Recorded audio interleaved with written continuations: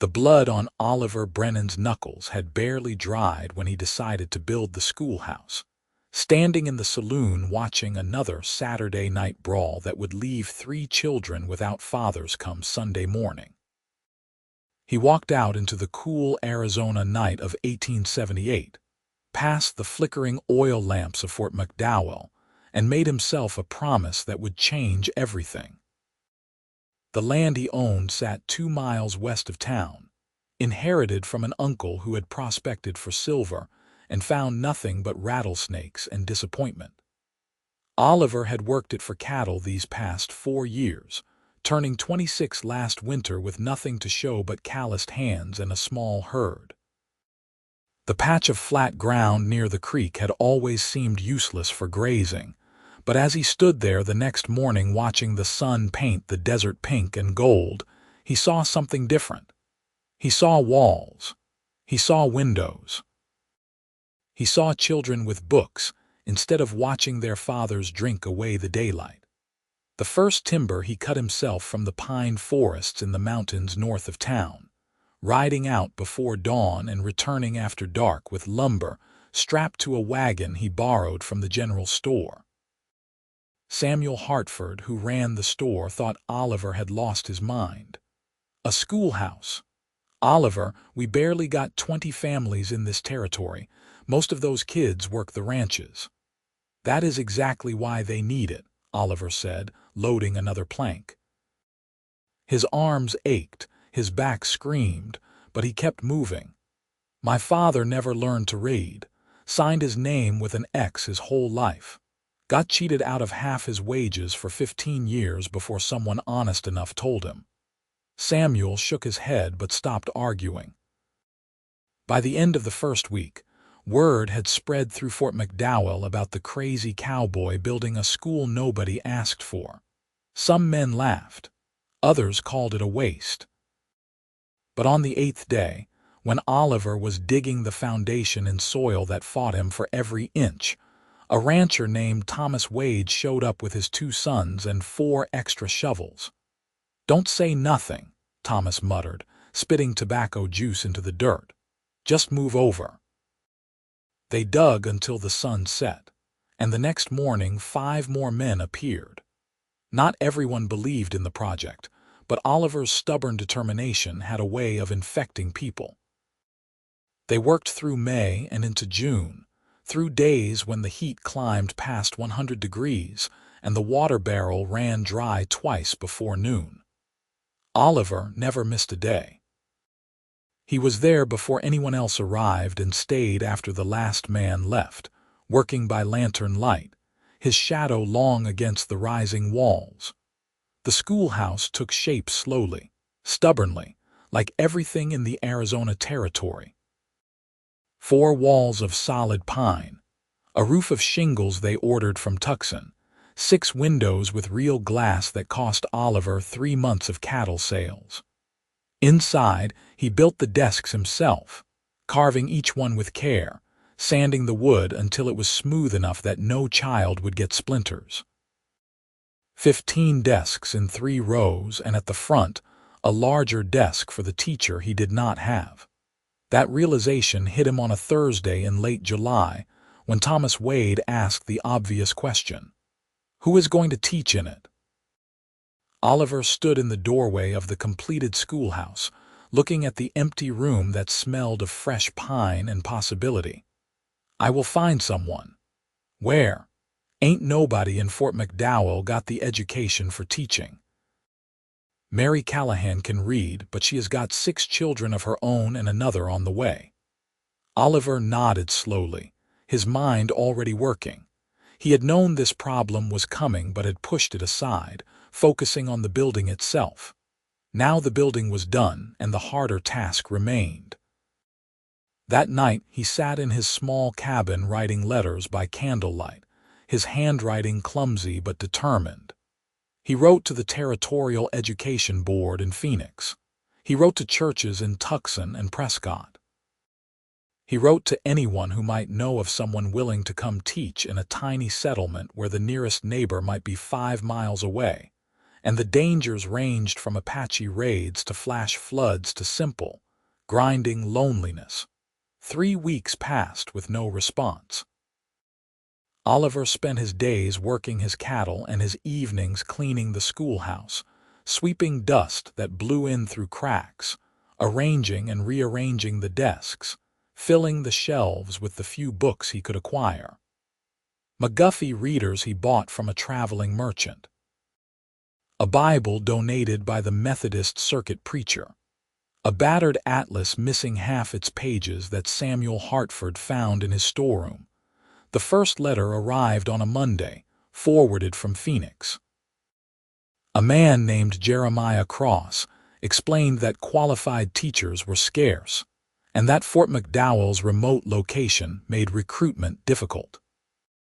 He suggested Oliver contact the normal schools back east, but warned that few educated women wanted to venture into territories where civilization remained more dream than reality.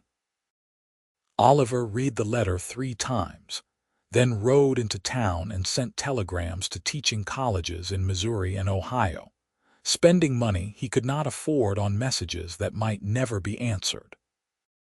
The telegraph operator, a thin man named Eugene with spectacles that constantly slid down his nose, raised his eyebrows at the addresses.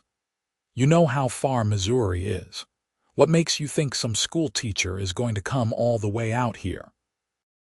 "Maybe she will want an adventure," Oliver said, though he heard the doubt in his own voice.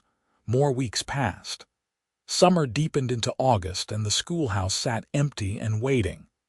Oliver began to feel foolish, like maybe everyone had been right to call this a wasted effort.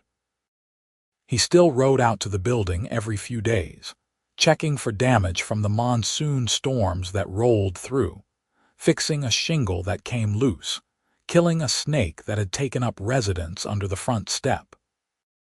Then, on a Friday afternoon when the heat made the air shimmer like water, Eugene came riding out to Oliver's ranch waving a telegram like a flag. "You got a response? From Missouri?" Oliver's heart kicked against his ribs as he took the thin paper, his fingers smudging the ink slightly as he read. The message was short, constrained by the cost of telegraphs, but it said enough. "Teacher interested. Minerva Vaughn, arriving September. Details by post." The letter that followed a week later contained more information, written in elegant script that made Oliver conscious of his own rough handwriting. Miss Minerva Vaughn was 23 years old, recently graduated from a normal school in St. Louis, and seeking a teaching position in the Western Territories. She had grown up on a farm, was accustomed to hard work and simple living, and required only a modest salary and suitable lodging. She would arrive in Phoenix by train in early September and could travel north to Fort McDowell from there. Oliver read the letter so many times he nearly wore through the paper. Minerva Vaughn. He tried to imagine what she might look like, this educated woman willing to leave Missouri for the Arizona desert. The photograph she had included showed a serious young woman with dark hair pulled back severely, wearing a high-collared dress, her expression unsmiling but her eyes bright with something that might have been determination, or might have been fear. He wrote back immediately, explaining the details of the position, the salary he could offer that was mostly cobbled together from pledges by Fort McDowell families, and the small cabin adjacent to the schoolhouse that he would prepare for her residence. He tried to make his letter sound professional, though he had to rewrite it 4 times before the words seemed right. Her response came 3 weeks later. She would accept the position. She would arrive in Phoenix on September 10th and would appreciate assistance traveling to Fort McDowell, as she understood the journey could be dangerous for a woman alone. Oliver stared at the letter, at that last sentence, and suddenly understood what needed to happen. He would have to go get her, not send someone, not arrange for a stage. He would have to ride the 60 miles to Phoenix himself and escort her back safely. The decision should have been simple, but it filled him with an anxiety he had not felt since he was a boy. 60 miles was nothing in terms of distance, a journey he had made dozens of times for supplies or cattle sales. But this time felt different. This time he would be meeting the woman who would make his schoolhouse into something real, and the responsibility of that weighed on him. He spent the next 2 weeks preparing for her arrival. The cabin beside the schoolhouse had been used for storage, filled with old lumber and tools and things that had no proper place.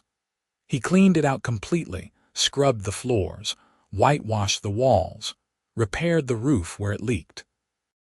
He built new furniture, simple but solid, a bed frame, a table, 2 chairs, shelves for books and personal items. Thomas Wade's wife donated curtains. Samuel Hartford provided dishes and cooking utensils at cost. Mary Callahan, despite her pregnancy and her own large family, organized the women of Fort McDowell to stock the cabin with provisions: flour, beans, coffee, sugar, dried meat, preserves. "You are doing a good thing," Mary told Oliver as she arranged jars on the shelves. "My children need this." "All our children do." The words settled something in Oliver's chest, eased some of the doubt that had been gnawing at him. This was not foolishness. This was necessary. On September 8th, he set out for Phoenix, leaving his cattle in the care of a neighbor and packing light for the journey. The route took him south through desert country that was beautiful and brutal in equal measure, past saguaro forests standing like sentinels, across dry washes that could turn into raging rivers with one storm, through heat that made his horse blow hard and forced them to rest during the worst of the afternoon sun. He reached Phoenix on the evening of September 9th, his clothes covered in dust, his face burned despite his hat, exhaustion pulling at every muscle. He checked into a boarding house that catered to ranchers and miners, paid for a bath, and tried to sleep despite the nervousness that made his mind race. The train was scheduled to arrive at 2 in the afternoon on September 10th. Oliver was at the station by noon, too anxious to wait anywhere else. The platform was crowded with people meeting arrivals, merchants waiting for freight, soldiers in dusty blue uniforms smoking cigarettes and looking bored. When the train finally appeared, it was a black shape wavering in the heat haze, growing more solid as it approached, its whistle cutting through the desert silence. Oliver stood straighter, his heart hammering. He had pinned a small piece of paper to his vest with his name written clearly: Oliver Brennan, Fort McDowell. He felt ridiculous, but Miss Vaughn would need some way to identify him. The train hissed to a stop, and passengers began disembarking, a stream of humanity that seemed impossible to have fit inside the cars. Men in business suits, women with children, soldiers, laborers, people of every description. Oliver scanned the crowd, looking for a woman traveling alone, someone who matched the photograph. Then he saw her, and his breath caught. She was smaller than he had imagined, fine-boned and delicate-looking in a way that made him immediately worry about how she would survive the harsh territory. But she moved with purpose, stepping down from the train car with her carpet bag in one hand, and her other hand gripping her hat against the wind.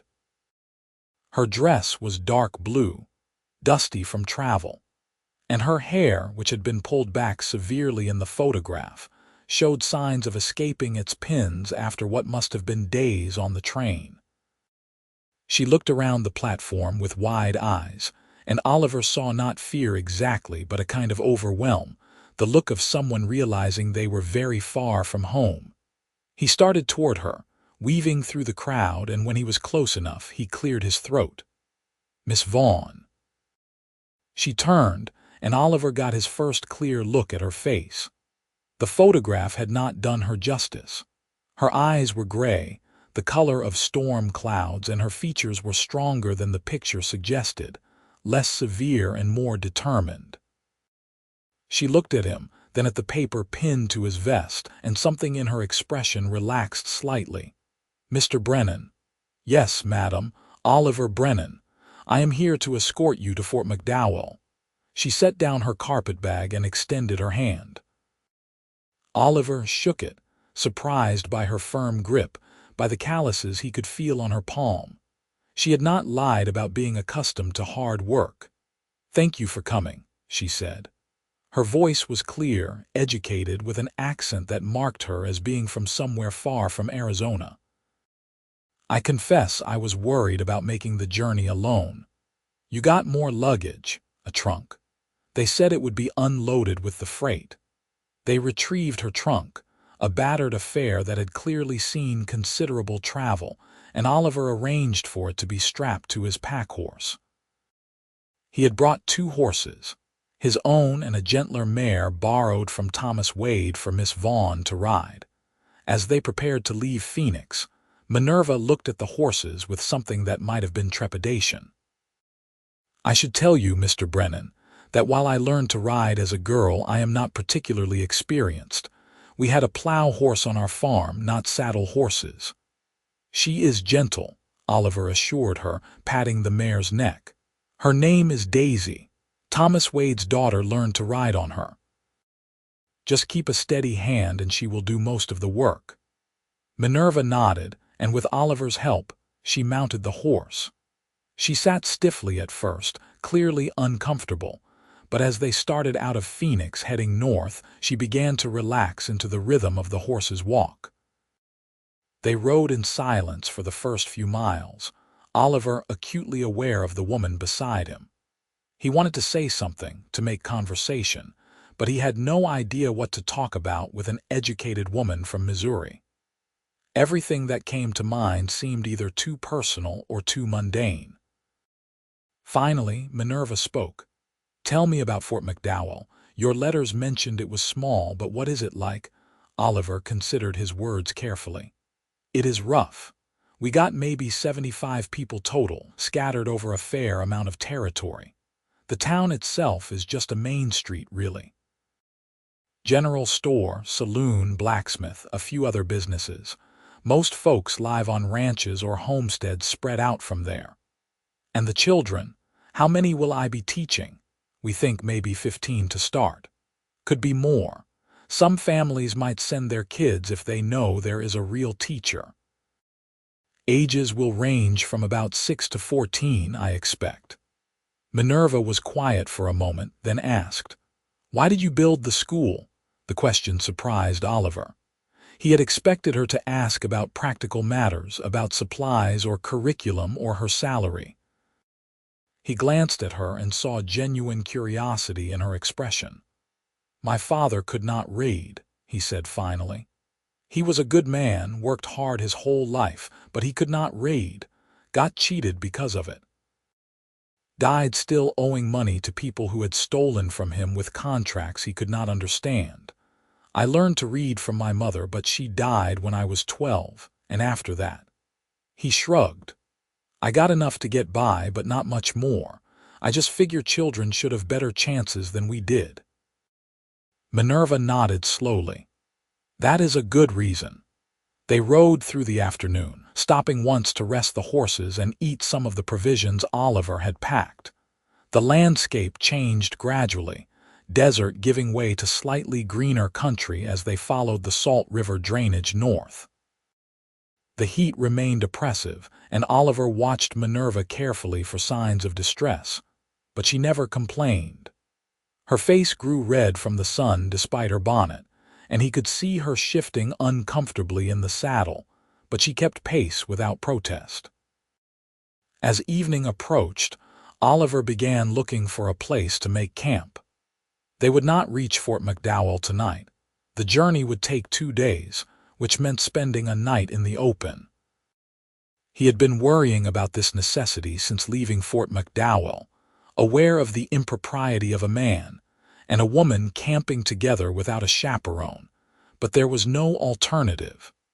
The territory did not offer convenient hotels every few miles. He found a spot near the river where cottonwood trees provided some shelter and the ground was relatively level. He helped Minerva dismount, noting the way she winced as her feet touched the ground, her legs stiff from hours in the saddle. "I will gather firewood," he said. "You rest." "I can help. Miss Vaughn, you have been traveling for days. Rest." She looked like she might argue, but exhaustion won out. She sat on a fallen log while Oliver tended to the horses, unsaddling them and hobbling them where they could graze and reach water. Then he gathered wood and built a fire, the familiar routine calming his nerves somewhat. As darkness fell and the fire crackled between them, Oliver prepared a simple meal. Beans heated in a pan, hardtack, coffee that was strong enough to strip paint. Minerva ate without complaint, though he suspected the food was far below what she was accustomed to. "Mr. Brennan," she said after they had eaten, her voice careful in the darkness, "I appreciate you coming to Phoenix for me. I know it was not necessary." "It was necessary," Oliver said. "The route is not safe for a woman alone. Hell, pardon my language, it is not always safe for men alone. We got bandits, we got hostile territory disputes, we got snakes and storms and about 100 other ways to die between Phoenix and Fort McDowell. You paint a charming picture of my new home." Oliver heard the dry humor in her voice and felt himself relax slightly. "I am just being honest. It is hard country, beautiful but hard. If you want to turn back now, I would understand." Minerva was quiet for a long moment, staring into the fire.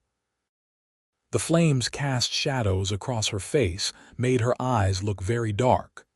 "No," she said finally. "I came out here for a reason. I want to teach. I want to make a difference." Back in Missouri, all the teaching positions were filled by women with better connections, with fathers or uncles on school boards. I could have waited years for an opportunity. When your telegram came, when the college forwarded your inquiry, it felt like fate. "Fate," Oliver repeated. He was not sure he believed in fate, but he understood desperation, understood the need to feel like your life had purpose. They sat in silence for a while, listening to the night sounds of the desert.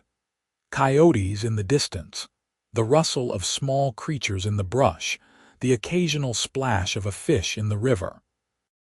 Oliver had spread his bedroll on one side of the fire and laid out blankets for Minerva on the other side, as much distance as he could manage while still keeping them both within the fire's light and warmth.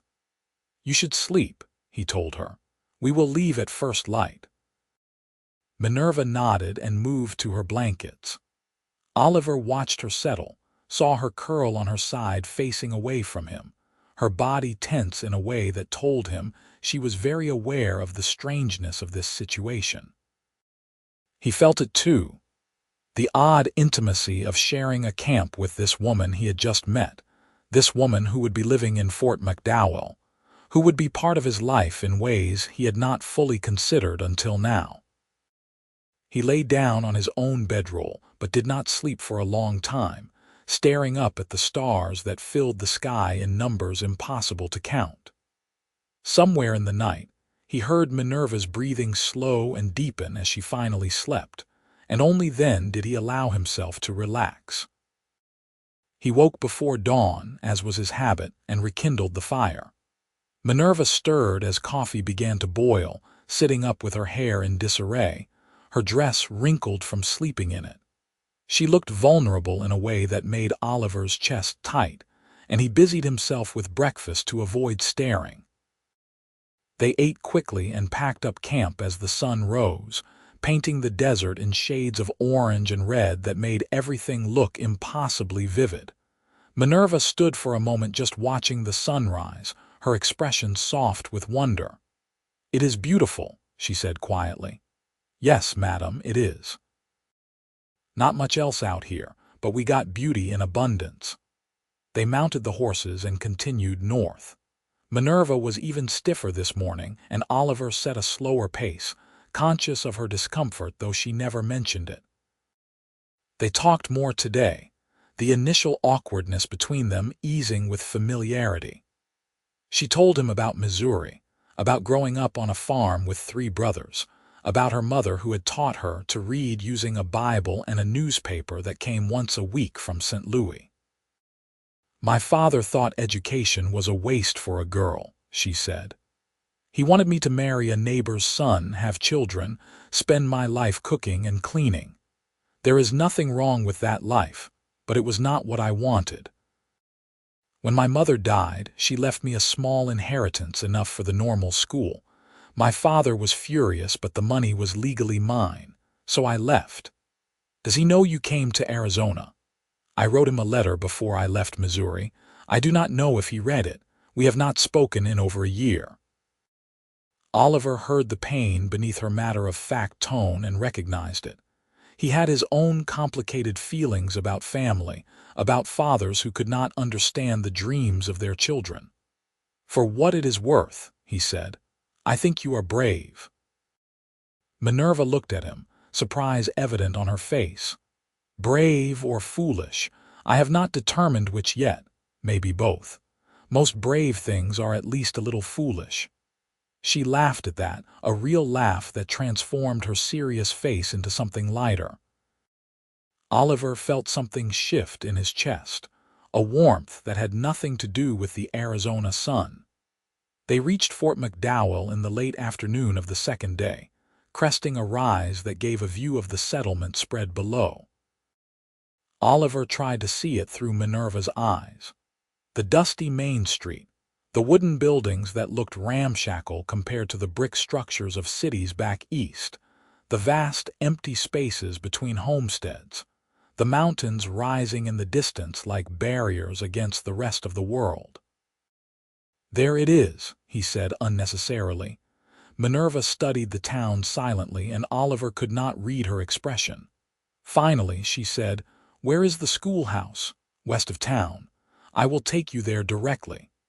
They rode down into Fort McDowell, drawing stares from the people they passed.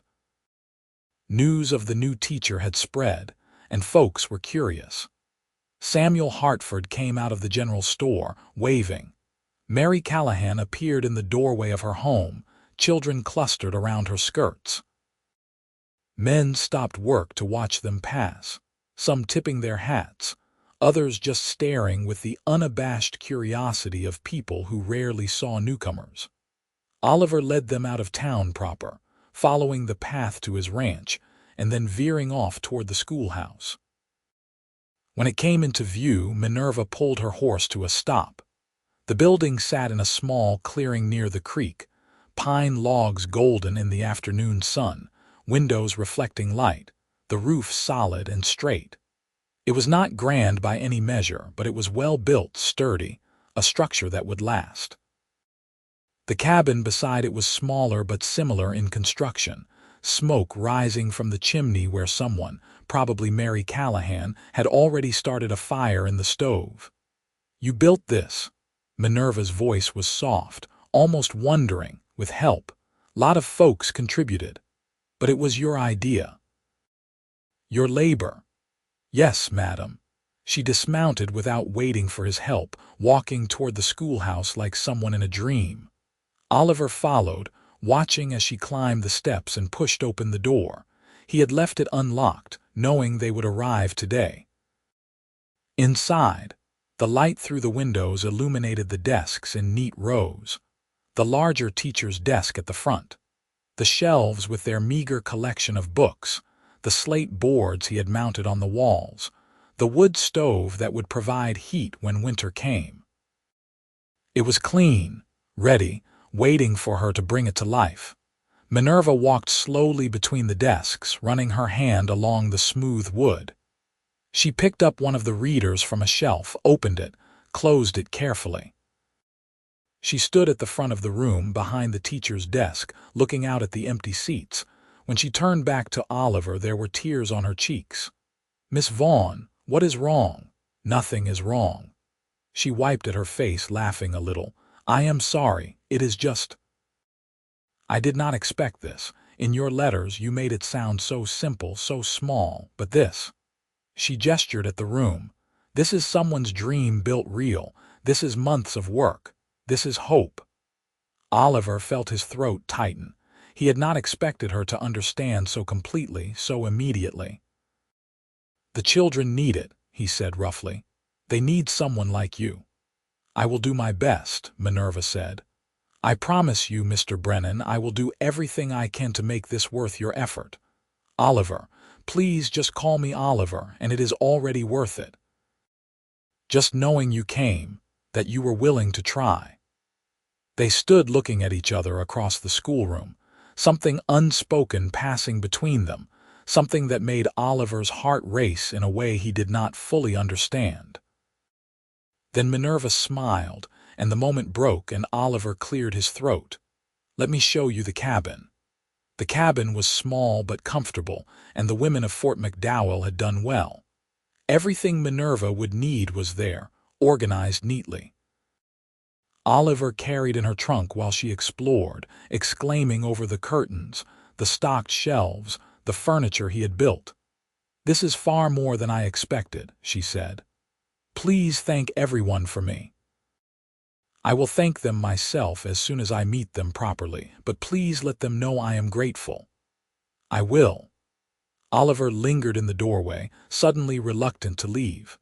The sun was setting and he should ride back to his ranch, check on his cattle, return to his normal life. But something kept him standing there, watching Minerva move around the cabin, making it hers. Oliver, she had turned to find him still in the doorway. Is something wrong? No, I just wanted to make sure you had everything you need. I will be at my ranch about 2 miles north. If you need anything, anything at all, send word. Someone can fetch me. I am sure I will be fine. The school opens in 4 days. Monday. I spread the word and families are planning to send their children. You will probably want to use the next few days to prepare, get settled. Yes. Thank you, Oliver. He nodded, tipped his hat, and forced himself to leave. As he rode back toward his ranch in the gathering darkness, he kept looking back, seeing the light from Minerva's cabin glowing warm in the night, a beacon in the wilderness that made him feel strangely hopeful. The next days passed in a blur of activity. Oliver threw himself into work, mending fences, checking on his cattle, doing all the tasks he had neglected while building the school and traveling to Phoenix. But his mind kept wandering to the schoolhouse, to Minerva preparing for her first day of teaching, wondering how she was managing, if she needed anything, if she was having second thoughts. On Sunday, he rode into Fort McDowell for the church service held in the saloon, the only building large enough to accommodate everyone.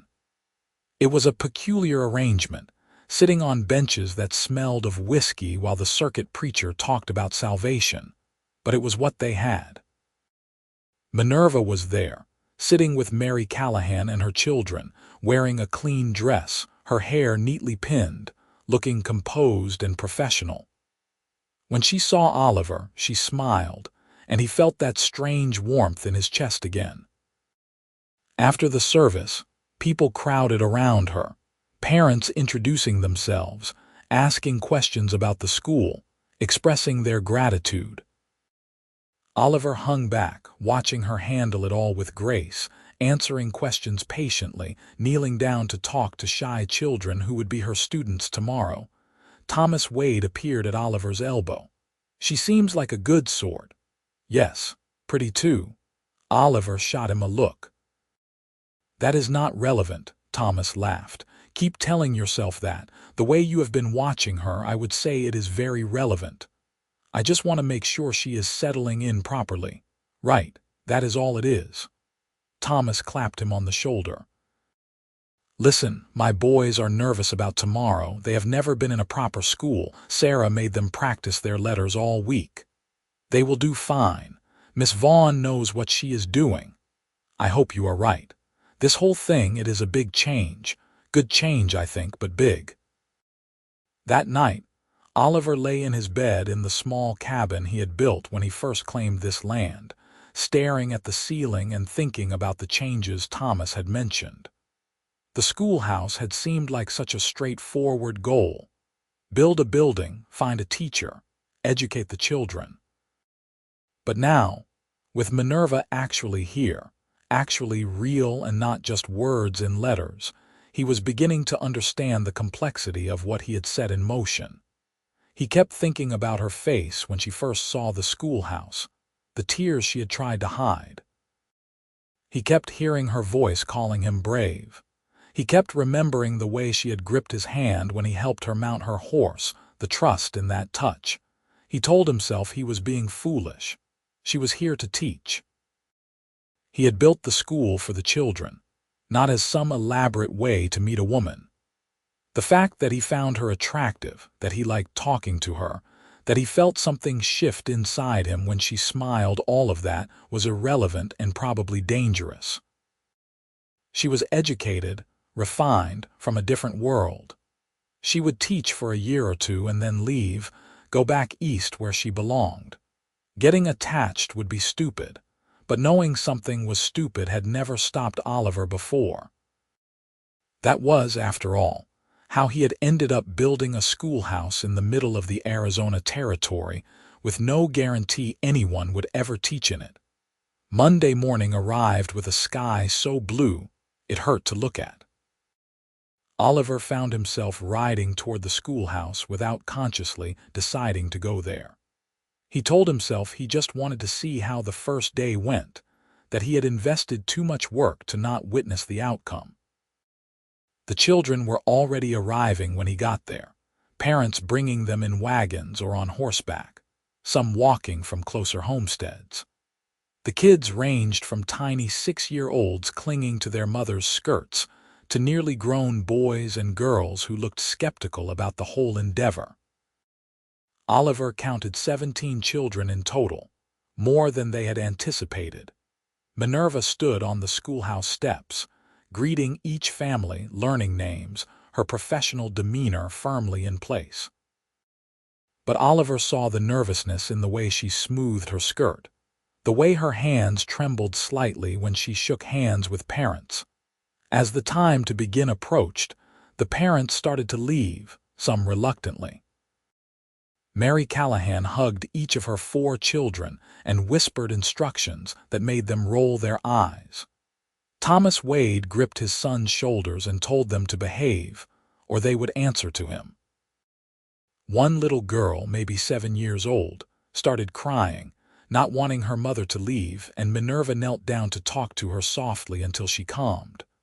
Oliver hung back, standing by his horse, feeling like an intruder. This was not his moment. But then Minerva looked up and saw him, and she mouthed 2 words. "Thank you." He nodded and rode away, but the warmth of those words stayed with him all day. Over the next weeks, a routine established itself. The school operated 5 days a week, and the children of Fort McDowell learned their letters and numbers, their history and geography. Reports filtered back to Oliver through parents who were amazed at what their children were picking up. Thomas Wade's oldest son, who was 13 and had never read a complete sentence before, was working his way through one of the McGuffey readers. Mary Callahan's 10-year-old daughter could do arithmetic in her head. The transformation was gradual but undeniable. Oliver found reasons to ride past the schoolhouse more often than strictly necessary. He told himself he was checking on the building, making sure everything was holding up, but the truth was he wanted to catch glimpses of Minerva teaching. Through the windows, he could see her at the front of the room, animated in a way she was not in regular conversation, writing on the slate board, gesturing as she explained something, completely in her element. Sometimes she saw him passing and waved. Once she came outside during the children's lunch break and called to him. "Oliver, do you have a moment?" He dismounted and walked over, very aware of the children watching curiously. "Is something wrong?" "Not wrong, but I need more books." The children are progressing faster than I anticipated, and we are running low on suitable reading material. Is there anywhere to acquire books out here? Oliver thought about it. Phoenix maybe, but that is a long trip for books. We get supply wagons from Tucson sometimes. I could send word, have them bring books on the next run. That would be wonderful, and slates. We need more slates for the children to practice writing. I have been having them share, but it slows things down. I will take care of it. Thank you. She hesitated, then added, Would you like to see what the children are working on? Some of them have been asking about you. They know you built the school. Oliver felt embarrassed but pleased. He followed Minerva inside, and immediately the children started talking at once, eager to show him their work, their slates covered in careful letters, their readers with passages they could now recite. He felt overwhelmed by their enthusiasm, by the evidence of what Minerva had accomplished in such a short time. One little boy, maybe 8 years old with a gap-toothed smile, grabbed Oliver's hand. I can write my whole name now. Watch. He wrote carefully on his slate, James Mitchell. That is real good, James, Oliver said, his voice rough with emotion he had not expected to feel. Miss Vaughn says reading is like magic, because you can know what someone is thinking even if they are far away or even dead. Is that true? Oliver glanced at Minerva, who was watching him with an expression he could not quite read. Yes, he said. I think that is true. He stayed longer than he intended, watching the afternoon lessons, seeing Minerva handle the disparate ages and skill levels with patience and creativity.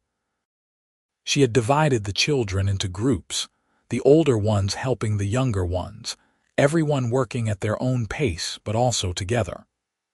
It was impressive, and Oliver felt a surge of pride that he had made this possible, that his stubborn determination had resulted in this. As the school day ended and children were collected by parents, Minerva approached Oliver again.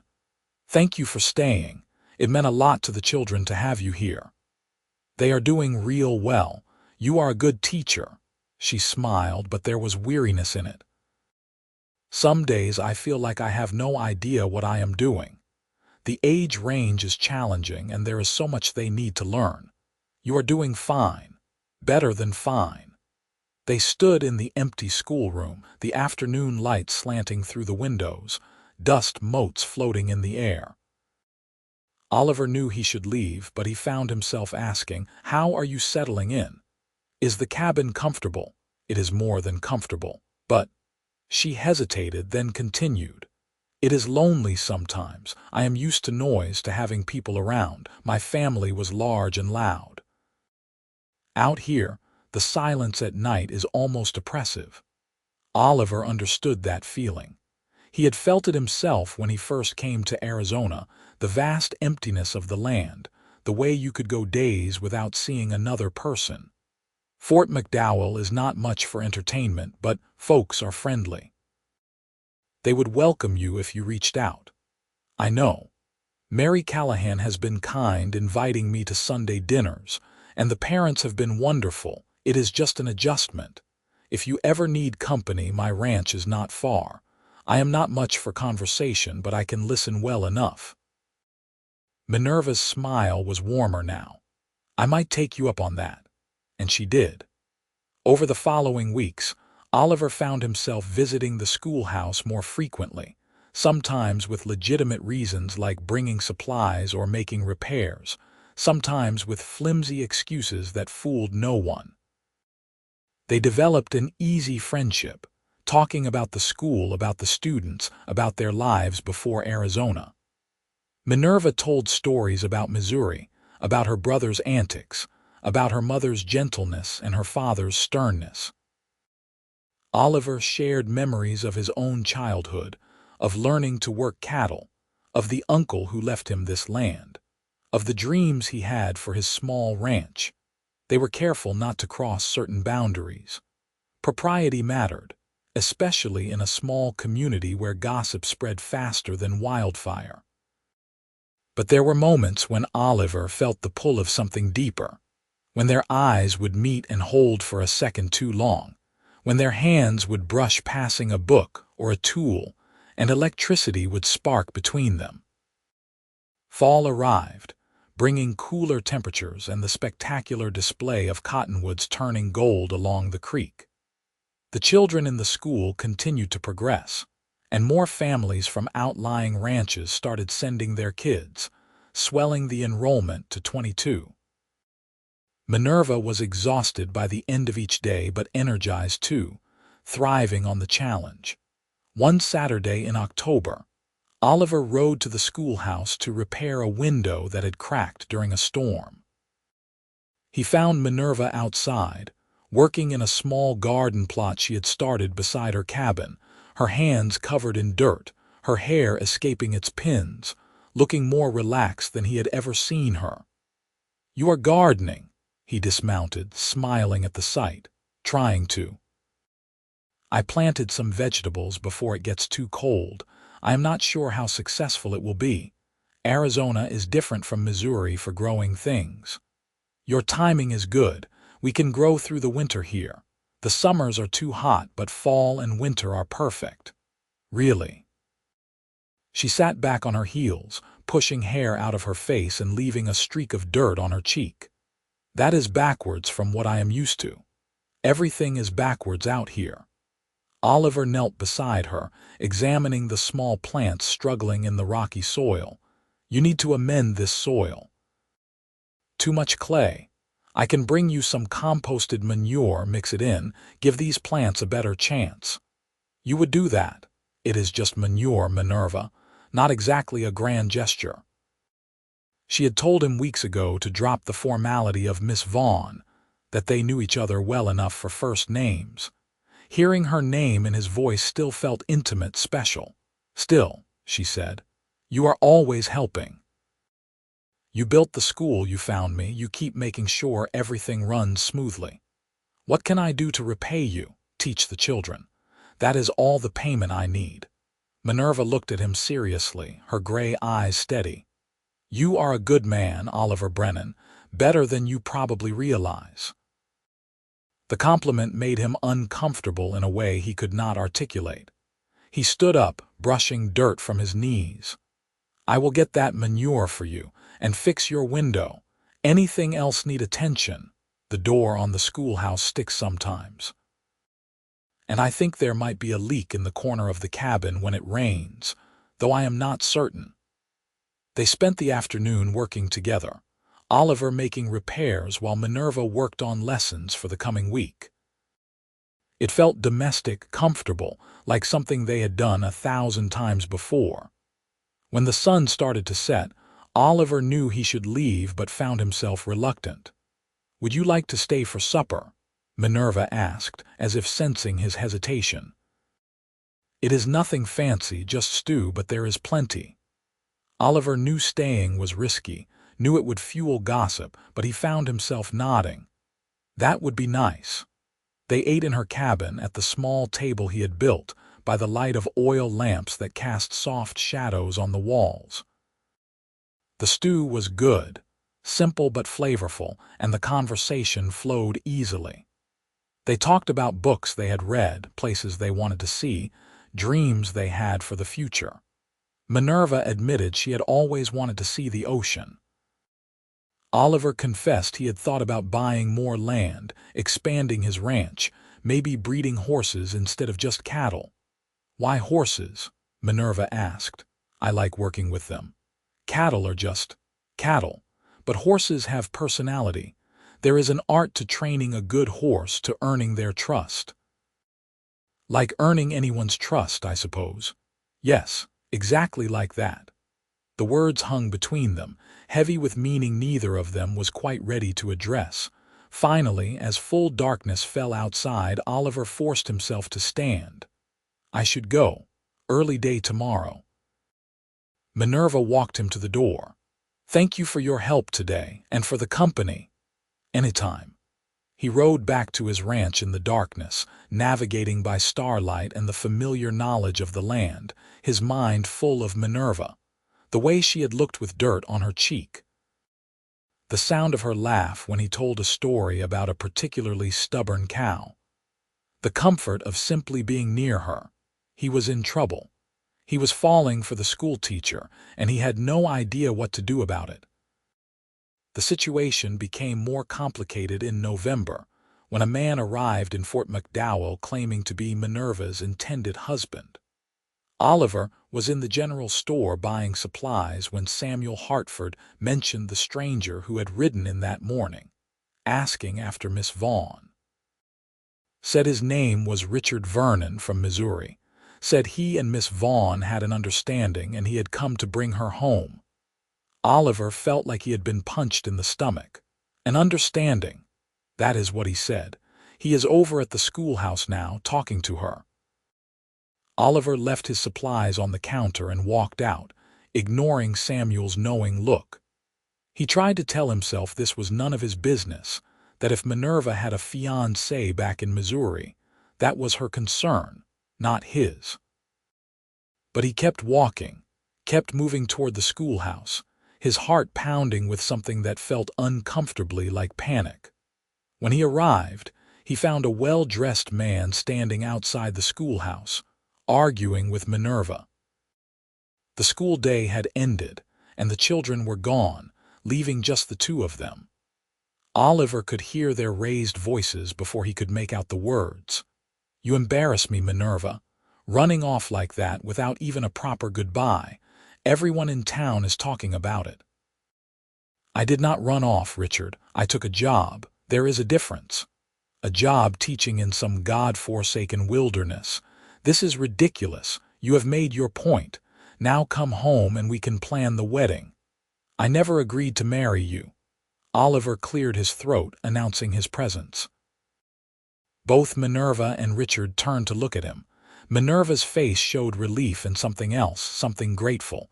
Richard looked annoyed. "Who are you?" Richard demanded. "Oliver Brennan.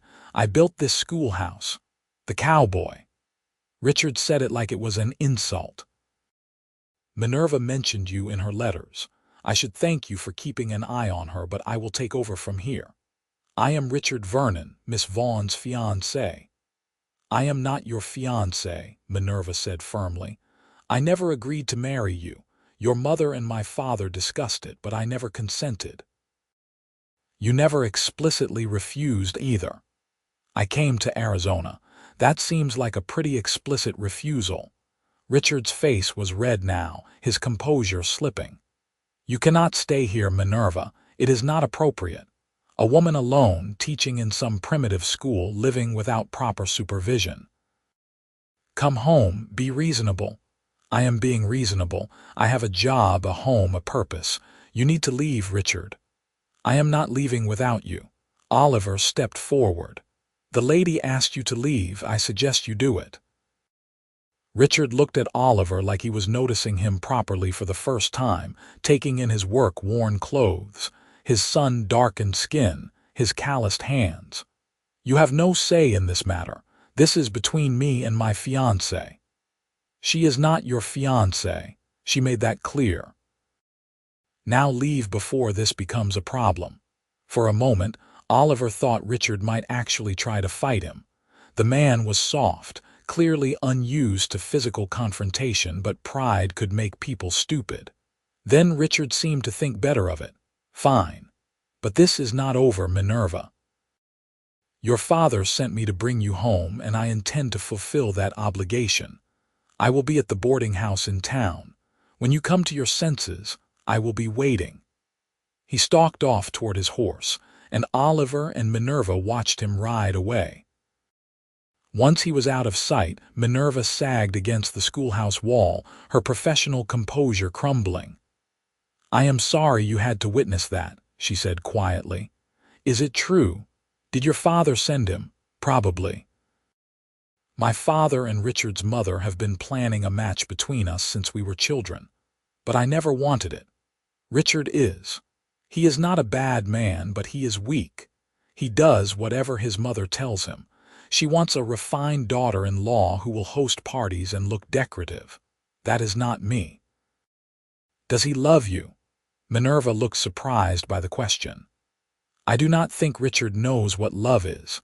He wants me because I am what his mother chose and because my refusal wounded his pride. Oliver wanted to say 100 things, wanted to confess that he was falling for her, that the thought of her leaving made him feel hollowed out. But this was not the time. She was upset, vulnerable, and taking advantage of that would be wrong. What will you do? He asked instead. Stay. Keep teaching. Richard will eventually give up and go home. He hates it here. He complained about the heat, the dust, the primitive accommodations from the moment he arrived. What if he does not give up? Then I will keep refusing until he has no choice. She looked at Oliver, her eyes fierce. I am not going back to Missouri. Not for Richard, not for my father, not for anyone. This is my life now. Relief flooded through Oliver, so strong it made him dizzy. Good, he managed. That is good.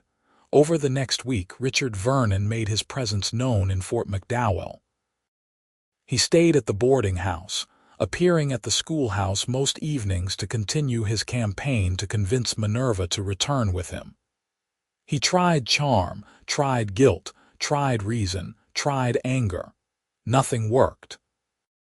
Minerva remained steadfast, and Oliver made sure to be nearby during Richard's visits, a silent presence that discouraged any behavior that might cross lines. The people of Fort McDowell rallied around Minerva in their quiet way. Mary Callahan made a point of inviting her to dinners more frequently, always with other families present, creating a social shield. Samuel Hartford offered to bar Richard from his store if necessary. Even the children seemed to sense something was wrong and were especially well behaved during school hours, as if trying to make Minerva's life easier. Through it all, Oliver and Minerva grew closer, their friendship deepening into something neither of them quite dared to name. They spent more time together, often with the excuse of school business, but really just wanting the company.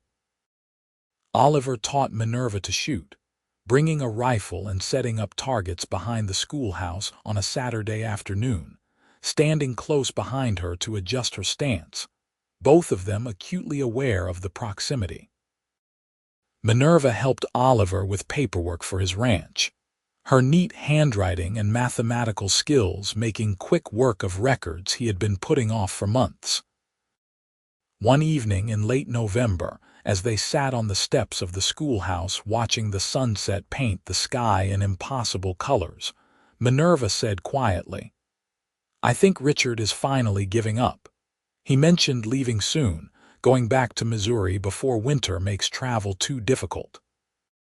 How do you feel about that? Relieved. Guilty about feeling relieved. He came all this way, and I appreciate that in some abstract sense, but mostly I just want him to leave so I can stop feeling like I am constantly defending my choices. Oliver nodded, understanding completely. They sat in companionable silence for a while, then Minerva turned to him. Can I ask you something? Why did you never marry? A man like you, hardworking, decent, with land of your own. I imagine women would be interested. Oliver felt heat rise in his face. Not many women in Fort McDowell to be interested, and before I settled here, I was too busy trying to stay alive and build something. Marriage seemed like a luxury I could not afford. And now. He looked at her, at the way the setting sun turned her hair auburn, at the intelligence and kindness in her eyes. Now I think maybe I could afford it, if I found the right person. Minerva held his gaze, and Oliver saw his own feelings reflected back at him, the longing and the uncertainty and the hope. He wanted to kiss her, wanted it so badly his hands shook with the effort of restraining himself.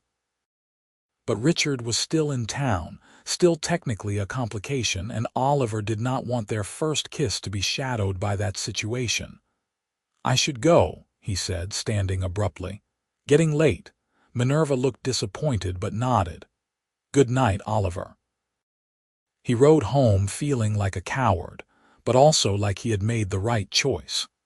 When the time came for him and Minerva to take that step, he wanted nothing hanging over them, no complications or doubts. Richard left Fort McDowell 3 days later, defeated and bitter. He stopped at the schoolhouse one last time to make a final appeal, but Minerva was firm. "Go home, Richard. Find someone who will make you happy. That person is not me." "You are making a mistake," he said, but there was no conviction in it anymore. "Maybe, but it is my mistake to make." Oliver watched from a distance as Richard rode out of town, back toward Phoenix and eventually Missouri. When he was certain the man was truly gone, he rode to the schoolhouse. It was Saturday, and Minerva was inside cleaning, preparing for the next week of lessons. "He is gone," Oliver said from the doorway. Minerva looked up from the desk she was scrubbing. "I know, I saw him leave. How are you? Better than I have felt in weeks." She set down her rag and walked toward him. "Oliver, I need to tell you something." His heart kicked against his ribs. "All right. When I came to Arizona, I thought I was just running away. Running from my father's expectations, from Richard, from a life that felt like it was suffocating me. But somewhere along the way, this stopped being about running away and started being about running toward something." She paused, then continued. "Toward someone." Oliver could barely breathe. "Minerva, let me finish, please. I know this is complicated. I am the teacher, you are on the school committee in an unofficial way, and people will talk, but I do not care. I have spent too much of my life caring what people think, trying to fit into boxes other people built for me. So I am just going to say it plainly. I have feelings for you, Oliver, strong feelings. And if you feel even a fraction of what I feel, I would very much like to know." Oliver closed the distance between them in 3 strides, cupping her face in his hands, seeing his own emotions mirrored in her eyes. "I have been falling for you since the day I saw you step off that train in Phoenix. Maybe even before that, when I was reading your letters and imagining what you might be like. I love you, Minerva Vaughn. I love your strength and your determination and the way you care about these children. I love your laugh and your mind and the way you look at the world like it is full of possibilities." Minerva's smile was incandescent. "Then kiss me, you fool." He did. He kissed her there in the schoolhouse he had built, in the room that had brought them together, and it felt like every good decision he had ever made had led to this moment. Her lips were soft, and she tasted like hope and home, and when they finally broke apart, Oliver was shaking. "Marry me," he said, the words tumbling out before he could think better of them. Minerva laughed, her eyes bright with tears. "We have known each other less than 3 months. I do not care. I know what I want. I want you for the rest of my life. I want to wake up next to you every morning and come home to you every night. I want to build a life together, raise children together, grow old together. Marry me, Minerva." "Yes," she said simply. "Yes, I will marry you." They kissed again, longer this time, and when they finally pulled apart, Oliver felt like his chest might burst from happiness.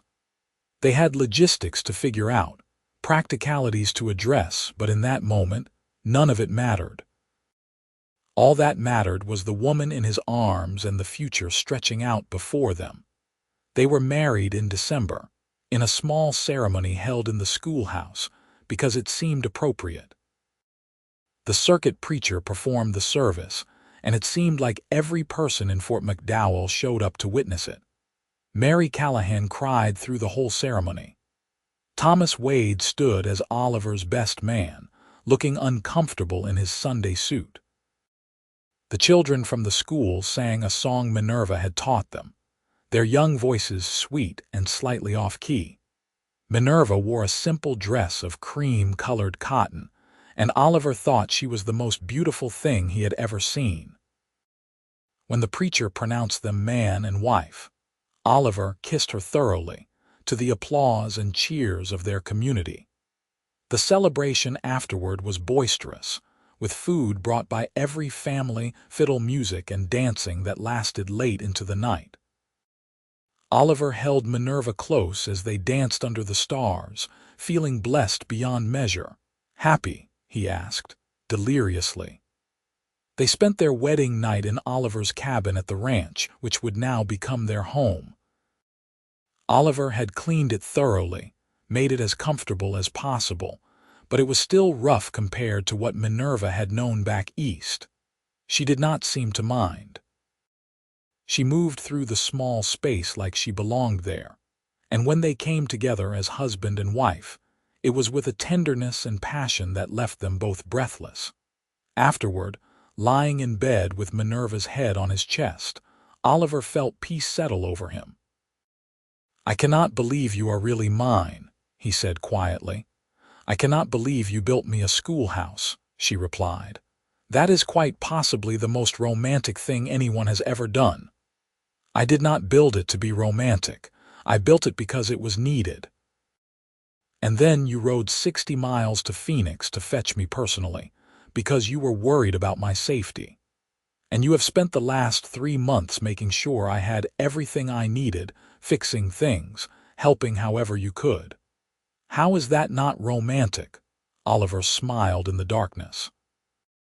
"I guess when you put it that way." They lay in comfortable silence for a while, then Minerva said, "We need to figure out the teaching situation. I do not want to stop, but I also want to be a good wife to you." "Why do those things have to be mutually exclusive? You can do both." "The cabin by the schoolhouse, we will keep using it when you need to stay late or during bad weather. But your home is here now, with me. We will make it work." And they did. It took some adjustment, some trial and error, but they found a rhythm that worked. Minerva taught during the week, sometimes staying at the schoolhouse cabin if weather or late work required it, but always coming home to the ranch whenever possible. Oliver continued working his cattle, but he also took on more responsibility for the school, handling maintenance and administrative tasks that freed up Minerva's time. Winter passed into spring, and spring into summer. The school year ended with a program where the children demonstrated what they had learned, reciting poetry, doing arithmetic on the slate boards, reading passages from books. Parents were amazed at the transformation in their children, and talk began about expanding the schoolhouse, maybe adding a second room for a second teacher if they could find one. In June, Minerva discovered she was pregnant. She told Oliver on a Sunday morning, standing in the kitchen of their cabin, her hands nervous as they twisted in her apron. "I am fairly certain. I have been keeping track, and I am 6 weeks late." Oliver picked her up and spun her around, both of them laughing. "We are going to have a baby." "We are going to have a baby," she confirmed, and then she was crying and laughing at the same time. They told their friends that afternoon, and the news spread through Fort McDowell like wildfire. Mary Callahan immediately started knitting baby clothes. Samuel Hartford offered them credit at the store for anything they needed. Thomas Wade started building a cradle as a gift. Minerva taught through the fall, her pregnancy progressing normally. She was determined to complete the school year, unwilling to leave her students without a teacher. As winter approached and her due date neared, she trained Sarah Wade, Thomas's wife, to take over in case the baby came before the term ended. Their son was born in February of 1880, during a cold snap that frosted the windows and made the world outside look crystalline and magical. The birth was attended by Mary Callahan, who had delivered most of the babies in Fort McDowell, and it was long and difficult. Oliver paced outside the bedroom, terrified by the sounds of Minerva's pain, feeling helpless in a way he had never experienced. But when Mary finally called him in and placed the red-faced, squalling baby in his arms, every moment of fear evaporated. The baby was tiny and perfect, with a shock of dark hair and powerful lungs. "You have a son," Mary said, smiling. Oliver looked at Minerva, exhausted but radiant, and felt tears stream down his face. "He is perfect. You are perfect." They named him Owen after Oliver's father, who had never learned to read but had taught Oliver the value of honest work and keeping your word. Little Owen Brennan came into the world healthy and strong, and he transformed their lives completely. Minerva took the rest of the school year off, staying home with Owen, and Sarah Wade took over teaching. But by the following fall, with Owen toddling around and Mary Callahan eager to watch him during school hours, Minerva returned to the schoolhouse, unable to stay away from the work she loved. The years that followed were not always easy. Ranching was hard, unpredictable work, and there were seasons when money was tight and the future uncertain. There were droughts that killed cattle and winters that tested everyone's endurance. But through it all, Oliver and Minerva built a life together, raising Owen and, 3 years later, welcoming a daughter they named Olive, and 2 years after that, another son named Marcus. The schoolhouse expanded, a second room added when enrollment grew past 30 students, and the Territorial Education Board sent a second teacher, a young man fresh from college in California who was nervous but enthusiastic. Minerva became the head teacher, her experience and skill making her the natural leader. Oliver's ranch grew too, slowly but steadily. He bought more land, invested in better breeding stock, and started training horses on the side, finding that he had a natural talent for it. His horses became known throughout the territory for their temperament and reliability. Fort McDowell grew as well, becoming less wild and more settled. A proper church was built, eliminating the need for services in the saloon. More businesses opened. Families moved in, drawn by the promise of land and opportunity. The schoolhouse that Oliver had built became the center of the community in many ways, hosting not just classes but social gatherings, town meetings, celebrations. On their 10th anniversary, Oliver and Minerva stood on the steps of the schoolhouse watching a program performed by students that included their own children. Owen was 11 now, serious and studious like his mother. Olive was 8, wild and fearless, always getting into trouble. Marcus was 6, sweet and gentle, the peacemaker among his siblings. "Did you ever imagine this?" Minerva asked, her hand in Oliver's. "When you were building this place, did you imagine all of this?" Oliver thought about it, about the lonely cowboy he had been a decade ago, determined to make a difference but unsure of how. "No," he said honestly. "I imagined a building. I imagined children learning, but I never imagined you. I never imagined this life we built, this family. That was more than I dared to dream. I am glad you built it anyway. I am glad you rode to Phoenix. I am glad you refused to give up. I am glad you said yes." They kissed, there on the schoolhouse steps, surrounded by their community and their children, and Oliver felt the same peace he had felt on their wedding night, that sense of rightness, of being exactly where he was meant to be. The years continued to pass, bringing changes and challenges, but also joys. Their children grew up and made their own ways in the world. Owen became a teacher himself, taking over from Minerva when she finally retired at 60. Olive married a rancher and moved to northern Arizona, raising horses with her husband. Marcus studied law and returned to Fort McDowell as the town's first lawyer, helping settle the disputes that arose as the territory moved toward statehood. Oliver and Minerva grew old together, their hair turning gray, their bodies slowing but their love remaining constant.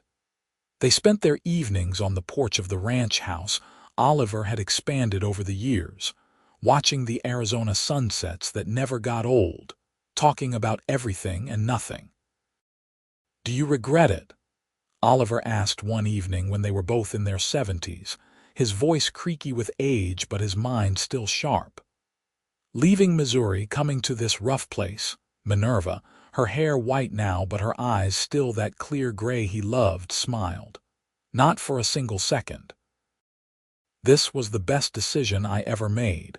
You were the best decision I ever made. I am just a cowboy who built a schoolhouse. You are the man who saw what was needed and made it happen. You are the man who rode 60 miles to ask me to teach in it. You are the man who gave me a life I never dared to imagine. You are everything, Oliver Brennan. He took her hand, their fingers intertwining with the ease of decades of practice. I love you, Minerva. I love you too.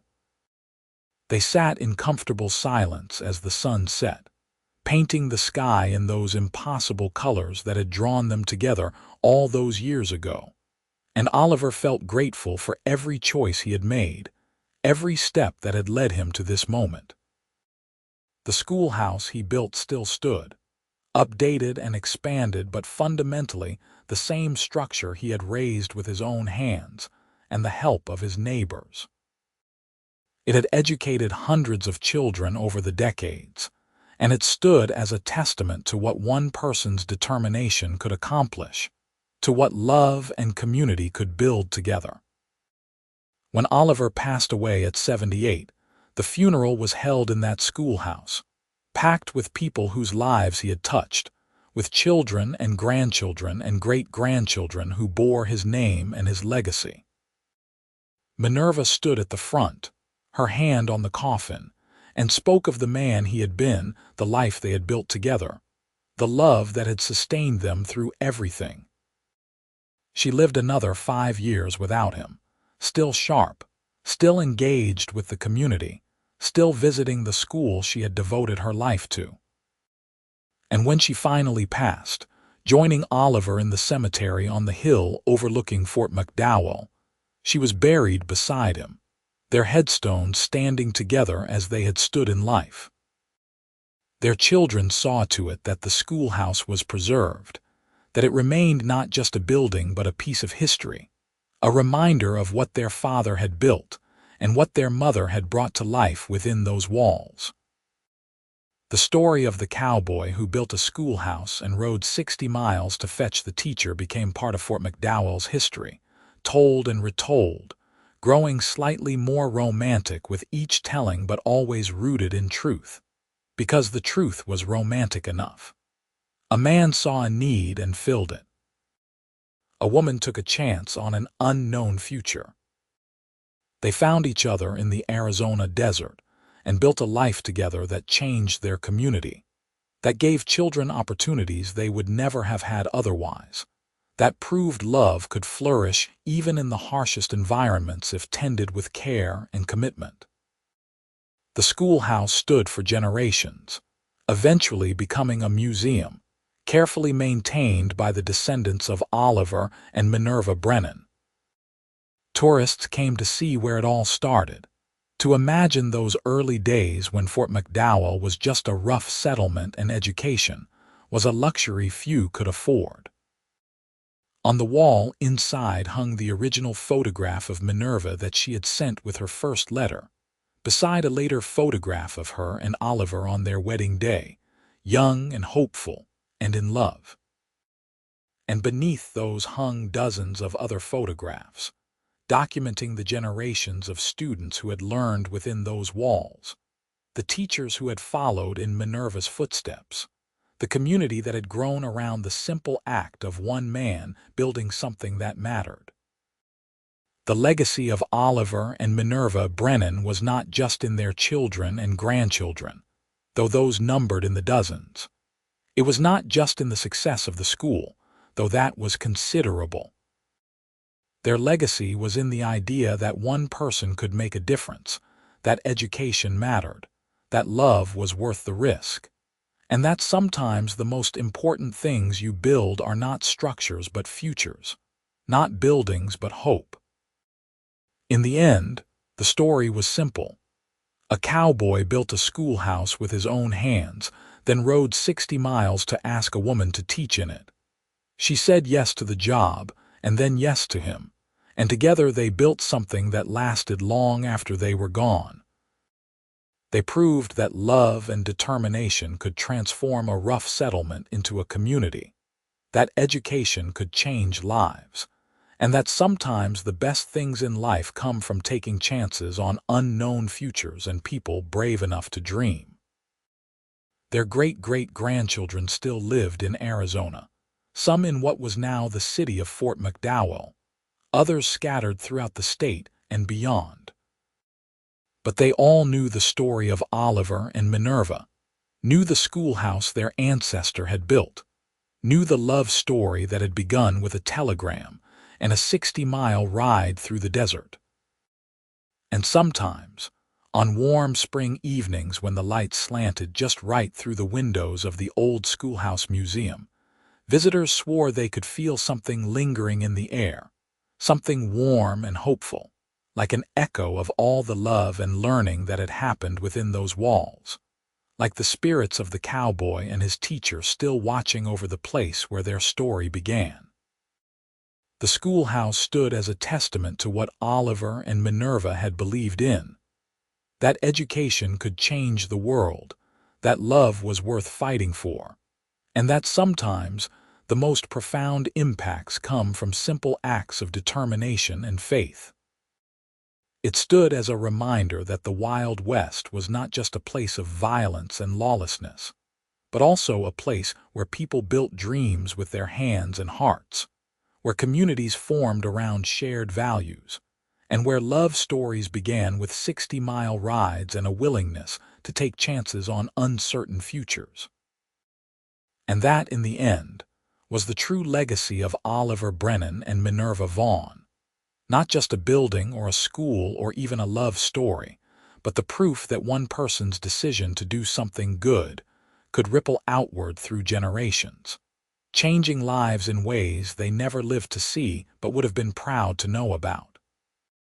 The schoolhouse they created together became more than just a place of learning. It became a symbol of hope, determination, and the transformative power of education and love combined.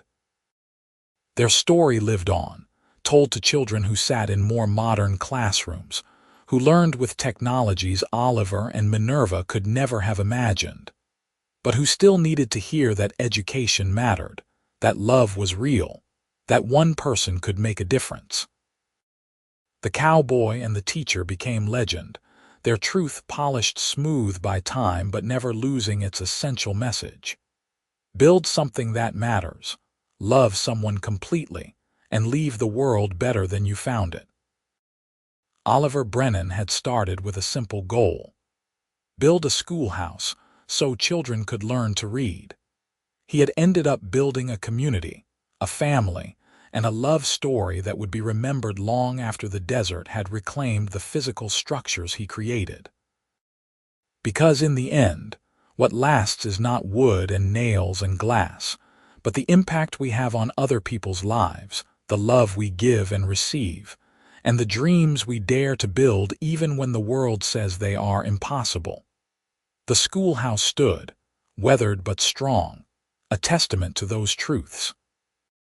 And the story of how it came to be, of the cowboy who built it and rode 60 miles to find its teacher, of the love that bloomed in the Arizona desert and lasted a lifetime, continued to inspire everyone who heard it, reminding them that the best things in life often start with someone brave enough to build something that does not yet exist, and someone else brave enough to say yes to the unknown.